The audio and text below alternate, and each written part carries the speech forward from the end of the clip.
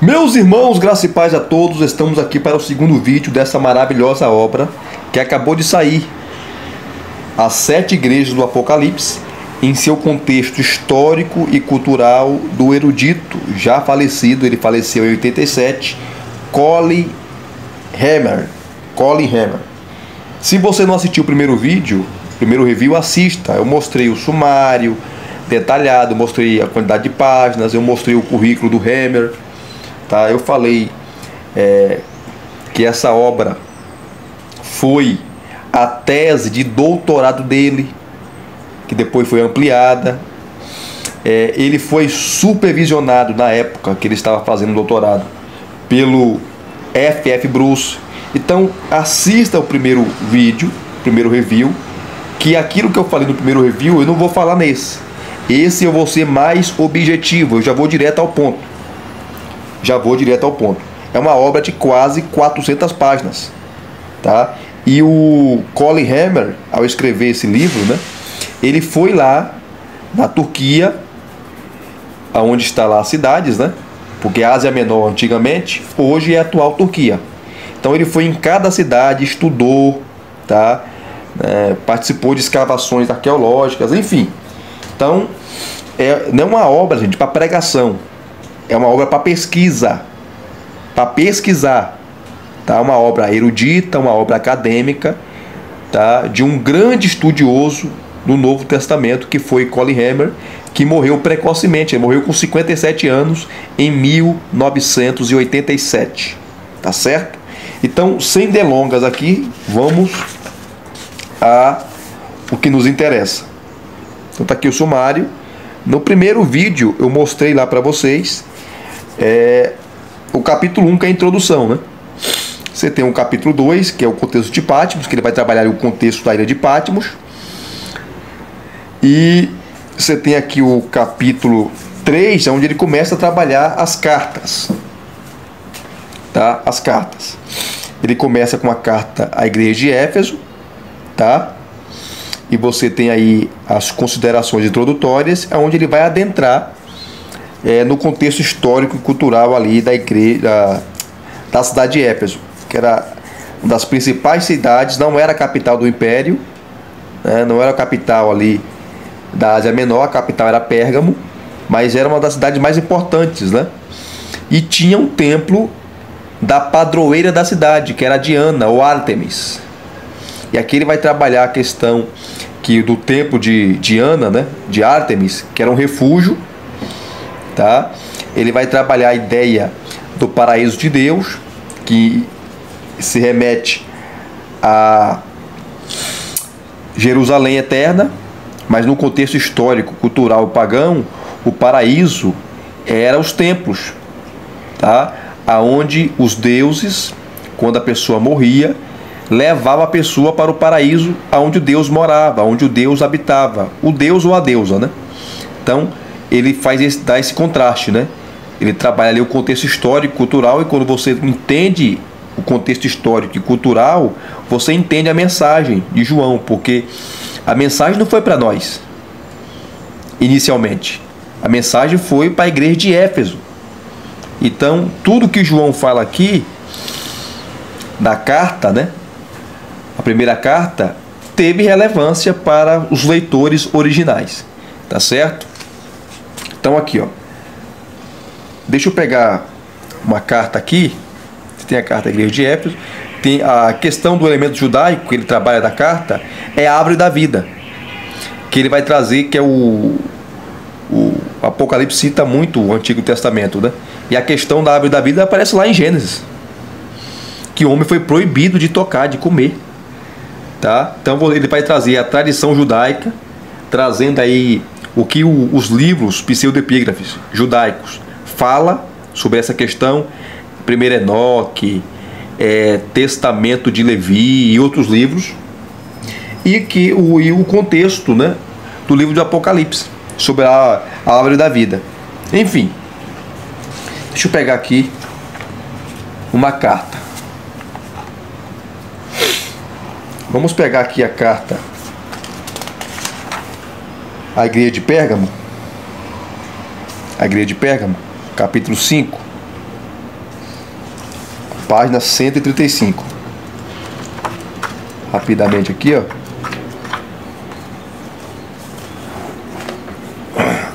Quem não assistiu o primeiro vídeo, assista, tá? Capítulo 5, Pérgamo. Ele começa com as considerações introdutórias sobre a cidade de Pérgamo, que era a capital da Ásia, da Ásia Menor, né? Depois de falar sobre isso, que ele traz todo o contexto histórico da cidade, ele vai falar do trono de Satanás, o contexto político e culto ao governante, e aqui ele vai te dar as opções, né? O trono de Satanás era o quê? Você tinha o grande templo ali de Zeus, tá?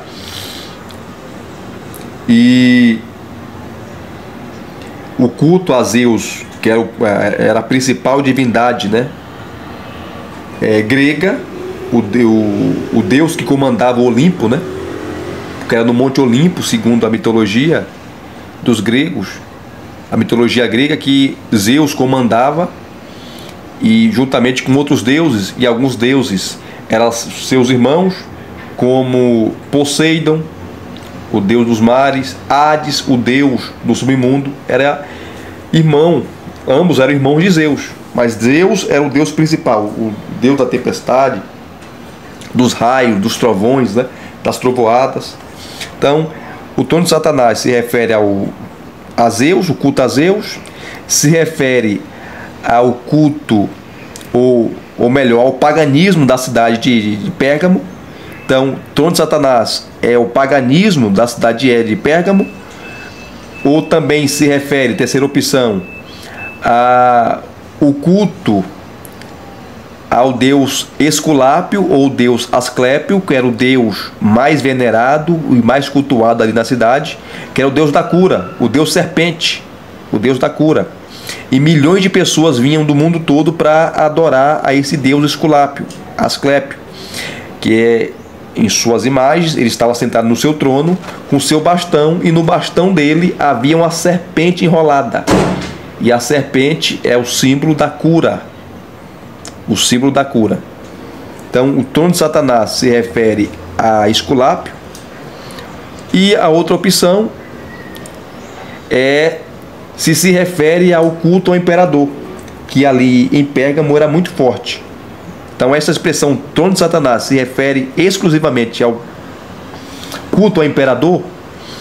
Então, muitos estudiosos, tá, entendem que essa expressão trono de Satanás é o seu lugar onde tu habitas, onde está o trono de Satanás, se refere exclusivamente ao culto ao imperador, e isso não só ao imperador, mas também o culto ao imperador sendo o principal, mas também todo o paganismo da cidade ali, onde a igreja, ou alguns da igreja estavam sendo seduzidos. Então ele trabalha aqui o contexto histórico, né?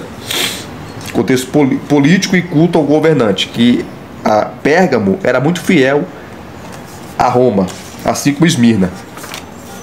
Depois, a referência de Apocalipse 2,13, que é o contexto do trono de Satanás. Tá? Ele vai trazer aqui as 5 principais posições que eu acabei de falar para vocês. Depois, o contexto da passagem, a espada no versículo 12, tá? É retomada na espada da minha boca, do versículo 16. As duas expressões são combinadas na visão de Patmos, tá? E a ideia da espada aqui no contexto histórico era que o procônsul romano ali em Pérgamo, ele tinha o poder de vida e morte. A espada representava o poder do procônsul romano, do governador romano, de tirar a vida e dar a vida. Então a espada era o símbolo de justiça. Aí Deus está dizendo, não, quem tem o poder da vida e da morte não é o procônsul romano, não é o governador romano, não é o imperador romano, sou eu. Cristo falando, sou eu. Então esse é o contexto da passagem, né? Que ele vai trabalhar aqui. Depois você tem o contexto religioso e paralelismo polêmico, tá? O perigo da igreja deve ser, por certo, ser relacionado à pressão do culto imperial, porque quem não adorasse o imperador, não oferecesse incenso, sacrifício ao imperador, recebia sanções pesadas e até a morte. Então, muitos da igreja de Pérgamo estavam flertando para não morrer, para não ser preso, para não receber açoites, estava flertando com o culto ao imperador, dizendo, não, eu vou lá e ofereço um incenso ao imperador, me curvo à sua estátua, à sua imagem, e está tudo bem. E Jesus está criticando isso. Então você tem aí o contexto religioso, o paganismo forte. Não é à toa que Jesus fala, eu sei do lugar que tu habitas, eu conheço. E ali aonde está o trono de Satanás, aonde Satanás impera, aonde há heresias, aonde há, queridos, aonde há paganismo, aonde há essa liberdade, prostituição, enfim, Satanás está atuando. Então, aonde o diabo tinha um trono, tinha um governo, Deus estabelece a igreja dele. Tá maravilhoso essa questão aqui.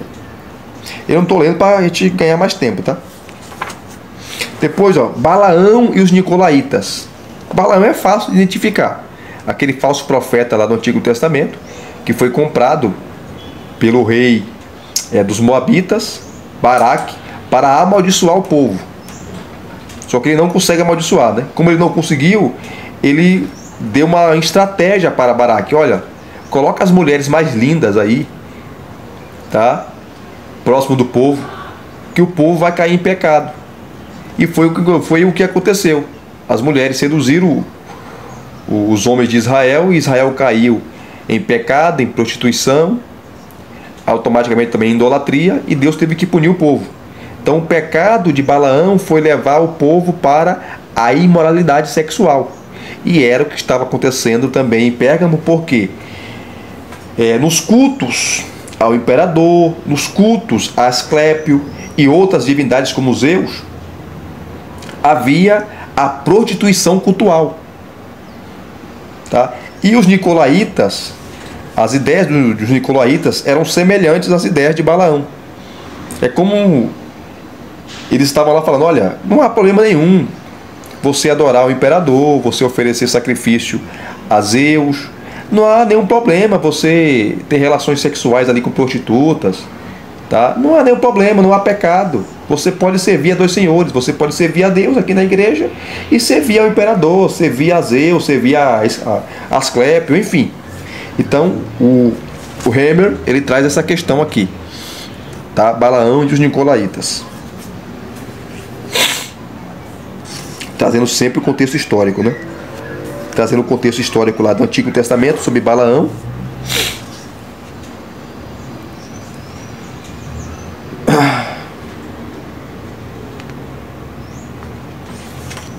Então ele traz aqui essa questão.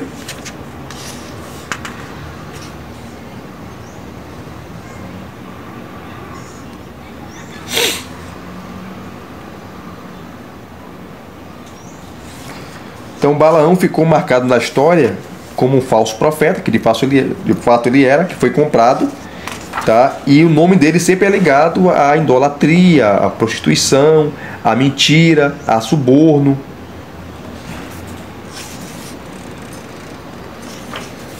Depois, o maná e a pedra branca. Aqui é uma discussão muito grande que não temos condições de saber o que de fato significa essa expressão, tá? O maná é fácil de identificar, que é aquele pão que caía do céu, né? Que Deus mandou para o povo durante 40 anos, né? E a pedra branca, o que significa? Aí ele vai dar aqui várias opções. Isso também os comentaristas do livro de Apocalipse falam a mesma coisa, só que ele vai dar mais detalhes aqui, o Hemer, tá? Você tem o maná e a pedra branca. Aí a discussão é longa. E ele vai trazer aqui, várias propostas, né? Olha o que ele fala. Fiz uma tabulação das propostas mais importantes sobre 7 títulos abrangentes, 7 posições sobre o que é O que significa a pedra branca? Primeiro, uma joia do Antigo Testamento ou da tradição judaica. Segundo, é o voto de Minerva, que era o voto judicial, aonde o suposto criminoso, né, de um crime ali era absolvido. Então era um voto de absolvição. E pedras eram jogadas, absolvendo, pedras brancas eram jogadas no tribunal, absolvendo o meliante, ou suposto meliante. Terceiro, é uma ficha usada como ingresso, ou para indicar filiação ou reconhecimento. Quarto, um amuleto com o nome divino. Quinto, uma ficha que representava a exoneração de um gladiador. Sexto, uma alusão a um processo de iniciação no serviço de Asclépio. Alusão a um processo de iniciação no serviço a Asclépio, no serviço ao deus da cura. Esculápio, Asclépio ou Esculápio, deus da cura, né? Que era o deus protetor da cidade de Pérgamo. Tá. Sétimo, simplesmente como material de escrita, cuja forma ou cor era importante. E ele vai trabalhar cada uma dessas. Tá? Cada um desses pontos ele vai trabalhar aqui. Porque a questão não é fechada, né? Os estudiosos debatem o que significa isso. E não chegou até hoje um consenso, né? Cada estudioso tem a sua posição. Depois você tem a questão do novo nome, que ele também vai analisar aqui. Isso ele vai fazer em todas as cartas, tá? Estou usando um Pérgamo aqui, mas ele vai fazer em todas as cartas. Aí você tem a conclusão, tá? E no final de cada carta, ele vai te dar as conclusões, tá? No caso de Pérgamo, ele vai te dar aqui, ó, 9 conclusões. 9. Tá? 9 conclusões. Deixa eu pegar aqui, ó. Não tem como falar de todas, né? Ó, a conclusão 5, né? Tratamos aqui do problema do nicolaísmo em seu principal contexto. Referências posteriores à seita levantam suspeitas, pois podem constituir meras inferências a partir de Apocalipse ou ser matizadas por desdobramentos posteriores. O problema gira em torno da relevância da comparação com Balaão, que eram semelhantes, né? Causa surpresa encontrar uma alusão à tradição judaica em uma cidade em que os indícios de uma colônia judaica são tão escassos. O nome de Balaão, ou um jogo de palavras com ele, talvez já fizesse parte da controvérsia entre cristãos e judeus. Os cristãos rejeitavam a aplicação desse nome, vergonhoso a eles próprios, mas talvez o empregassem para uma perversão antinomiana do Evangelho. Tá? Sexto, não podemos ser dogmáticos a respeito das afinidades mais amplas do nicolaísmo, além do fato de que ele representava uma transigência com a sociedade pagã e o culto imperial. Como dizendo assim, ó, não tem nada a ver, tá? Você oferecer sacrifício ao imperador, a Asclépio, enfim. Tentativas de mostrar sua identidade com movimentos parecidos em Tiatira ou outras controvérsias do Novo Testamento não são conclusivas. Então, podemos entender sobre os nicolaítas, né? É que eles pregavam o sincretismo religioso, o ecumenismo. É possível ser cristão e ser pagão. É possível ser cristão e adorar o imperador, adorar Zeus, enfim, oferecer sacrifícios a outros deuses. Como todas as religiões pode te levar a Deus. Religiões são apenas... Essas religiões têm nomes diferentes, mas o propósito é o mesmo, é de adorar o Senhor, enfim. Então, os nicolaítas, eles tinham essa posição aí, essa ideia sincrética, ecumênica, né? O maná escondido, ele vai falar aqui, ó. O maná escondido é outro elemento arraigado na tradição judaica. De acordo com a linha mais clara dessa tradição, era derivada, em última análise, de Êxodo, Êxodo 16, 32 a 34, é possível que tenha antecedentes das pressões do culto ao imperador e o entendimento pleno de seu significado. Em qualquer caso, talvez abarque a questão de sua relação com a pedra branca. Tratamos extensamente da pedra branca. Observamos vários análogos parciais. Um estudo crítico do contexto é proveitoso para definir o campo de escolha. Tá? Enfim, aí tem um novo nome. Então, no final de cada carta, cada exposição que ele vai fazer da carta, do contexto histórico e cultural da carta, ele traz as conclusões, tá? Tiatira, capítulo 6. Considerações introdutórias sobre a cidade, que era muito famosa pelas guildas. O que são as guildas? Eram sindicatos. Ali tinha vários sindicatos. Sindicatos dos comerciantes de joias, sindicatos dos vendedores, enfim. E cada sindicato tinha um deus protetor. Então, se você fizesse parte desse sindicato, você tinha que prestar culto ou homenagem àquele deus protetor daquele sindicato, né? E se você fosse cristão, aí complicava, né?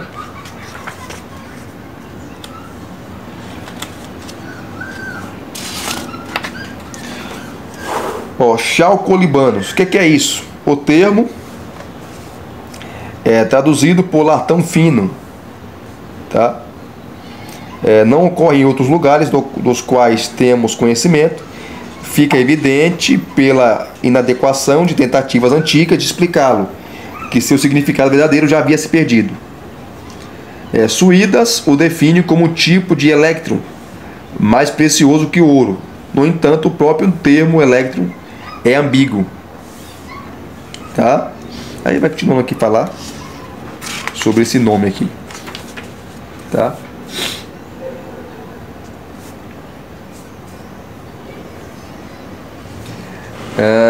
Aqui ele vai dar as posições, a expressão latão, né? Latão reluzente, um metal brilhante. Aqui ele trabalha mais a questão acadêmica.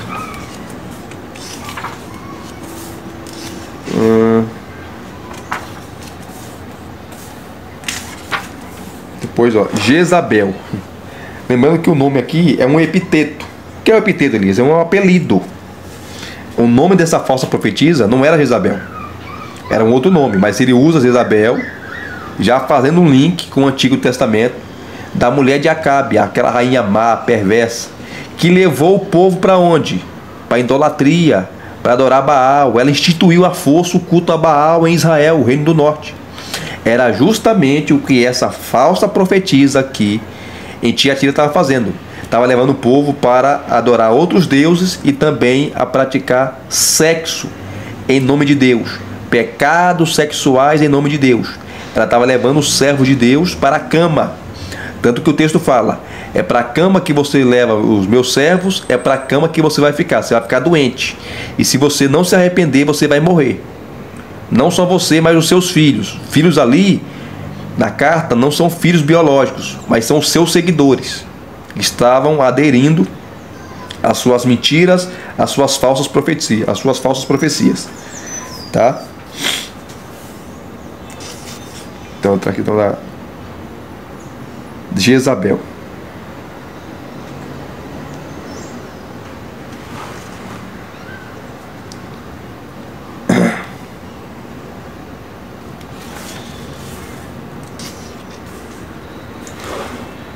Deixa eu ler essa parte aqui, ó.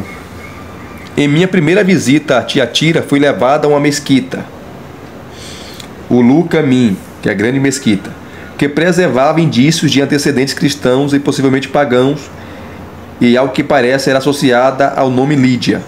É possível que esse nome tenha substituído o de uma antiga divindade cujo santuário ficava naquele local que na época se encontrava diante da cidade.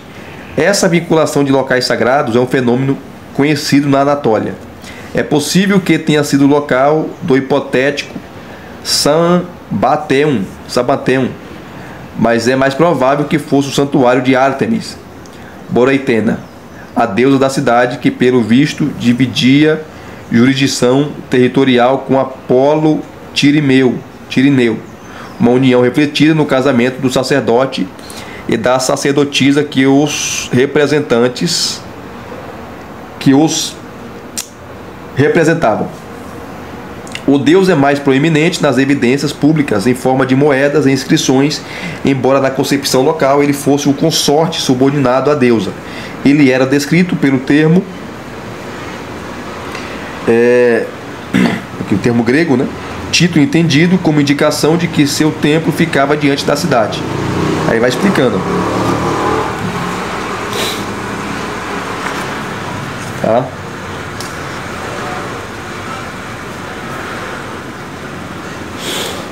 É provável que a escolha do nome Jezabel em 2:20, capítulo 2, versículo 20, seja nitidamente apropriada como a escolha do nome Balaão. O motivo para a condenação da primeira Jezabel foi o fato de ela ter trazido idolatria para Israel.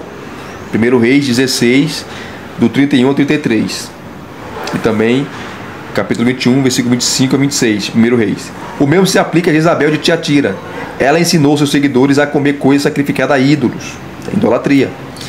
Está em questão aqui o secretismo exemplificado da cidade, mas o problema específico parece ter sido a participação em festas das organizações profissionais, ocasiões em que os cristãos eram especialmente pressionados pela cidade de se conformar a seu ambiente, como eu falei das guildas, né, os sindicatos. E cada sindicato tinha os seus deuses, tinha um deus protetor e tinha festas ali, pagãs. Podemos extrair da carta alguns dados sobre o ensino e a influência de Jezabel. Ela dizia ser profetisa e levou os servos de Cristo a se desviarem, terem relações sexuais ilícitas e comer coisas sacrificadas a ídolos. Como vimos, a associação dessas proibições remonta a Números capítulo 25, versos 1 e 2, incidente que parece ter sido ocasionado pelo conselho perverso de Balaão. Na sociedade pagã contemporânea, o problema de endolotuta, comida sacrificada aos ídolos, surgia quando a carne vendida no mercado público já havia sido consagrada a um ídolo ou em festas de grupos como as organizações profissionais. A relação dessa passagem com Atos 15 e com Apocalipse 2:14 pede algumas breves considerações. Tá? Os termos gregos, que é não lanço sobre vocês nenhum outro fardo, lembram bastante os termos de Atos 15:28. E Charles infere que João tinha em mente o decreto apostólico. Encontramos aqui alguns problemas interessantes. Suponho que o decreto tenha sido aplicado diretamente por Paulo apenas às igrejas gentílicas já existentes. O decreto ali de não comer comida sacrificada a ídolos, né? A saber, as igrejas do sul da Galácia. Ele vai continuar aqui falando sobre essa Jezabel. Tá? Livro maravilhoso, viu? Aí o fim da carta, tá? A promessa final da carta para Tiatira é provavelmente a mais difícil das 7. Começarei com algumas observações a respeito de sua forma antes de considerar os problemas de seu conteúdo. Primeiro, na presente carta e nas 3 seguintes, há uma transposição da ordem das fórmulas finais. Apenas, segundo, neste caso, a promessa final é apresentada mediante uma condição dupla. Tá? No contexto, a vitória consistia em guardar até o fim as obras de Cristo em lugar das obras de Jezabel. Terceiro, somente em dois casos aqui em Pérgamo, 2 promessas aparentemente distintas são feitas ao vencedor, cada uma apresentada separadamente pelo termo darei. Aí vai trabalhando essa questão, tá? Aí você tem relações do capítulo anteriores, posteriores e resumos das conclusões, tá? Ele vai dar aqui 8 pontos, né? Resumindo da carta. Sobre tudo que ele falou da carta, ele vai dar o resumo. Aí vai para o capítulo 7, a igreja de Sardes, né? Que é a mesma coisa, tá? Então, se você gostou aí desse segundo vídeo, segundo review, deixa aqui o seu like, deixa aqui os seus comentários, Se inscrevam no canal se você não é inscrito e acione o sininho para receberem todas as notificações, tá bom? Graça e paz mais uma vez. Muito obrigado a todos. Até as próximas indicações.